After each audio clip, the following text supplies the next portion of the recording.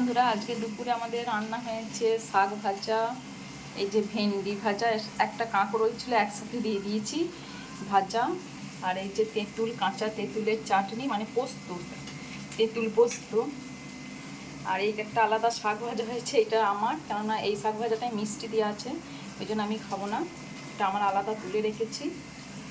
আর চলো দেখাই কি হয়েছে। আর এখানে হয়েছে মাছের ঝোল, যে সব রকম সবজি দিয়ে মাছের ঝোল, একদম পাতলা করে, কোনো মশলা নেই, শুধু আদা জিরে বাটা দিয়ে। এখানে আছে বেগুন, পটল, পেঁপে, আলু আর মাছ, এই যে দেখতে পাচ্ছ মাছের ঝোল। আর আছে ভাত, ভাত তো আছেই, এই যে ভাত, তার সাথে দুপুরে আমাদের এইটুকুই রান্না হয়েছে।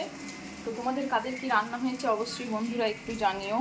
আর আমার ভিডিও যদি তোমাদের ভালো লাগে অবশ্যই লাইক কমেন্ট করে পাশে থেকো। আমিও সবসময় পাশে থাকার সবার চেষ্টা করি, তোমরা একটু আমার পাশে থেকো।